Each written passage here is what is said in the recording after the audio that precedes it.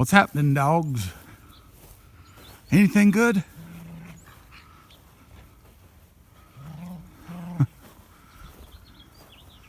Everybody just had their supper. Biggie's gonna go tinkle over there on the carport. Buddy Ted are wrestling. Hey Biggie, say hi, Big. Say hi, Big. Pepper's gonna be shy. That's okay. Hi, Big. Say hi. What's happening, man? What's happening, man? Whoa. Who's handsome? Is it Biggie? Is it Biggie? Biggie's a handsome gent. Can you say hi, Big? Can you say hi? He likes to be close to me. If I get far enough away to get him in the frame, he doesn't like that. He likes to be right next to me. You can see there's my leg. Yeah. And here's Biggie. He's a good boy. Mwah. We love him. So we don't know how old Biggie is. He just sort of showed up here. And when that happened, we tried to find his owner, but no luck. So I don't know if they just couldn't feed him anymore and he wandered off, or what was going on. But he lives here now, don't you, big guy? He sure does. He's somewhere between 15 and 20 years old. So even on the young end there, he's an old timer. But he's Daddy's best buddy. My best friend in the whole world right here. Can you say hello? Can you say like, comment, subscribe? Biggie doesn't go in for all that nonsense. He's like, watch it or not, I don't care. As long as I get my cookies and my vittles, I don't care. Alright, Big, let's go over here and look at the daffodils. Oh boy, there's trouble. There's trouble. Two sizes. Okay. Every dog here is a rescue of some kind. These two actually came from the same place. The owner passed away. Actually, it was a husband and wife. The husband passed away, and that's when Ted came. And then the wife, she was actually ill. She got better, got another dog, and then she passed away. And so then he came to live here. That's Buddy. And of course there's Biggie. You see on Biggie's butt, there's a little bit of a hot spot there. That's been a real pain in the butt to get to heal up again. Because he's old and he's got allergies and things. He's got an appointment to get a bath soon, but because he's just an old farm dog, he don't stay clean long. It'd help him if he did, wouldn't it? Yeah. But he has no interest in staying clean. That's just life. Okay. Come on, guys. Let's go over here and look at the daffodils. These daffodil bulbs are over 100 years old. And they might be way older than that. They come up here every year by the house. This is not like a designated flower bed. But when they come up, I just let them grow. There's a lot more way out in the field, but these have been here. This house is pretty old, but this is not the original house for this location. Here comes Pepper. How you doing, honey? Don't y'all get out of the flowers. Oh my God. Okay, I'm getting attacked. Anyway, there's been a house here for at least a couple 100 years, probably. Okay. That's good. You're a good girl. Yes. Yeah. She's like, go this way to get me a cookie. Anyhow, these are kind of an old-fashioned type. You see how they're green in the middle? If we get in here kind of close. It's what they call like a double daffodil. Here's one all the way opened up. So they don't have like the trumpet like a modern daffodil has. I don't know if these are like some kind of diploid or something, you know, genetically speaking. I don't know, but they're real pretty. And I guarantee you this is not a bulb you'll find in the store. They're just interesting thing about them, they came up here for years and years, and they never really started blooming until this last year. I don't know if it's a weather change or what, but here they are, and they are very interesting nonetheless. You see them. There's just a few here. When they get done blooming, I'm going to, there's another one up there, I'm going to dig them up and thin them, and then set them in a designated bed, get them some fertilizer, so next year they'll do even better. The bulbs are so old that I figure it's a good idea to, you know, try to preserve them. There's the master. Speaking of old flowers, I'll take you down here. We'll backtrack just a little. There's a peony down here, what people around here call a piney, but it's a peony. Pretty common flower. You can see it here coming up, this red vegetation you see, the red stuff. That's the peony or piney, and that is 100, 150 years old, maybe older. It's a very, very old plant.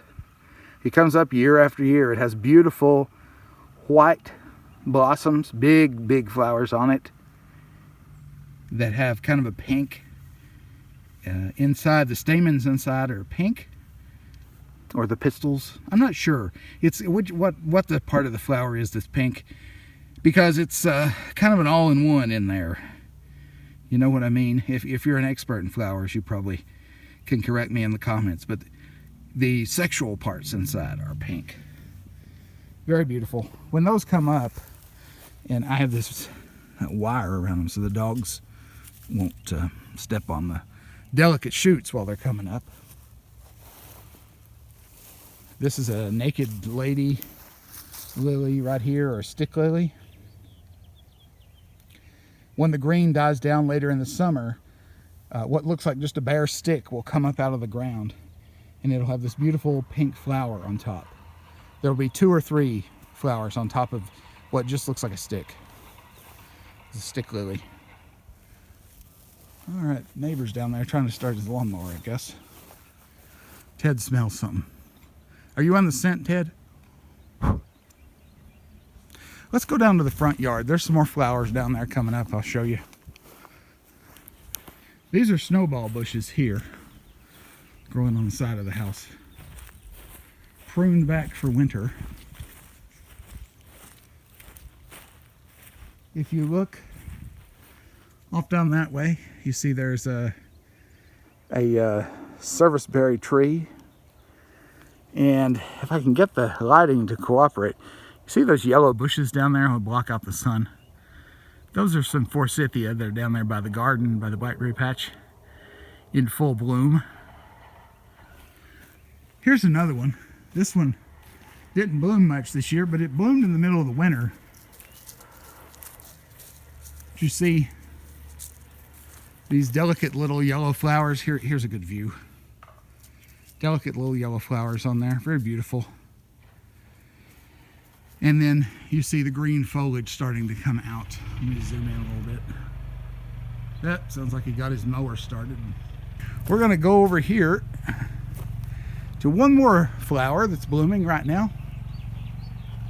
Again, this is the 20th of March. No, the 19th of March. You can tell we're late in the day. You can see how long my shadow is. Look there. We're here by the old sugar maple that's in the front yard. I don't think I've showed you this, but if you look up close here in the bark, you see these little round holes? There's some fresher looking ones there. They're just kind of all over the place. There's some really fresh ones down here.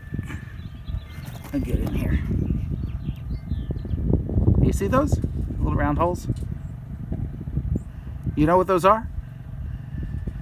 Those are woodpecker holes. Not just any woodpecker, but a yellow-bellied sapsucker, which is only here in the wintertime, will come and make those little holes, and the maple sap will fill those holes up when the sap is flowing. It's not flowing now, or you'd be seeing sap come out. Bugs will come and get in the sap, and then the sapsucker comes and eats out of the hole, and he gets a nice protein-rich sweet treat. Super cool, huh? Yep, yellow-bellied sapsucker.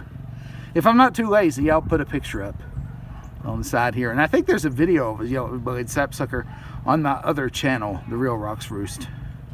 If we back up here and look, you might notice, let me get it back in focus. You see how the bark is kind of black looking below those holes? That's where sap has overflowed. Other birds like pine siskin and some other sparrows and things will sometimes come and rob those holes. Okay, there's one more flower that's blooming right now. It's down here by this old pump. It is this purple flower you see down here. This is called vinca minor, also known as creeping myrtle, and also known as graveyard vine, although there's other types of things that are called graveyard vine. And you can see it's growing all along this wall here. You can see it. It's actually escaped. It's on the other side too. But you see it all the way around through here. And we'll zoom in here for a close-up in just a minute. So it likes to get into places and fill them up as kind of ground cover. It really likes shaded areas like this. And it has a beautiful little flower. If we get in close, let's find a good spot to get a good look at one. I don't want to walk on some. I'm walking on it. I don't want to do that. If you get in close here, you can see. You see? Isn't that pretty? Now there's a little cedar tree right here, which I need to pull up because maybe I could put it somewhere else. Can you see it? It's right here. This little reddish green looking thing. We want to move that. Put it somewhere else. Give it another chance to grow somewhere else. Because right here is not a good spot. If we look straight up, we've got the canopy of two mature trees right overhead. On this side is the sugar maple we saw earlier. On this side is a tulip poplar. The sugar maple is about 125 years old probably. The tulip poplar is much less. It's probably 20 years old, something like that. Tulip poplar grows really fast. You can see it's already a fairly large tree, but it grows quick. And if we go around here past the old pump, we might find some sapsucker holes on this tree too. They don't like poplar as much as maple because maple has better tasting sap. People, after all, make maple syrup out of maple sap. If you look, it's kind of hard to see, but if I can raise the brightness a little, you see there's a dark line that goes horizontally right there? That's actually sapsucker holes that have healed over. I don't see any that are fresh on this little dude, but there have been some in the past. Now, as the tree grows, you don't have to worry about those woodpecker holes hurting the tree. Now, they won't hurt the tree. The bark just heals over. I've never heard of a yellow-bellied sapsucker killing a tree by taking too much sap. I don't see any more holes. I think this tree's gotten old and they don't, I guess they don't like the poplar sap when they get older, maybe. I don't know. But anyway, the kind of things you'll find yellow-bellied sapsucker holes on would be red maple, sugar maple, black maple, scarlet maple, that kind of thing. Probably not silver maple. I don't think silver maple attracts them. But a lot of maples are very sappy and have a very sweet sap compared to other trees.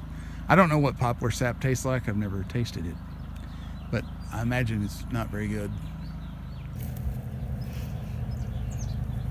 Hello, Pepper. What do you say? What do you say? Pepper wants to be a star. Don't you? Don't you want to be a star, Pepper? She likes the camera. But he's going to groom her. All four of these dogs are pretty strongly bonded to one another, even though they all came from different places at different times. We show them a lot of love and affection. That's part of it. Pepper's got a little bit of facial paralysis. You see, paralysis. You see how her tooth hangs out and her ear sets kind of strange. So that happens sometimes. Can't help it. We do the best we can do, though, don't we, baby? Yep, sure do. Who's a good girl? Who's your good girl? Oh my goodness. Oh, yeah, she's a good girl. Are you a ham? Do you like the limelight? Do you like it? Huh? You like the limelight?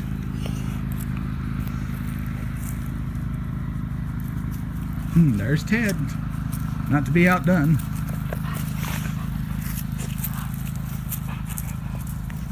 What you doing? Y'all, I can't play too much and hold the camera at the same time. You know that? Pep says, let's wrestle. Oh, wrestle? What's Biggie doing? Biggie's studying something intently. What do you see, Big? Nothing? Okay. Y'all got full bellies. You sure this is a good time to be wrestling? Yeah, I don't know. Ted says to heck with it. He's up there on the chair on the porch. He says, phone me when the sun goes down and we'll go hunting for possums. You want to go possum hunting tonight? Huh? I know y'all love to go hunting skunks at night and then make the place smell so good. Yeah. So cute. Hey, Ted. Can you say hi, Ted? Ted, come back. Don't be shy. I swear, these dogs are so shy. What do you say, Ted? Can you say like, comment, subscribe? Ted doesn't really care either. But anyway, he says hi. And he hopes everybody's having a great day, don't you, Ted? Don't be shy. This is your big moment, dude. This is your big moment. He hopes everybody's having a great day. Hope you got a full belly and a happy heart. And we'll see you next time, won't we, Ted? Ted. Cooperate, Ted. Will you see him next time? Will you see him next time? Say, yep, I'll be right here. Here at the Rocks Roost. You'll see me next time. Everybody have a great day. Love, Ted. Bye-bye, everybody.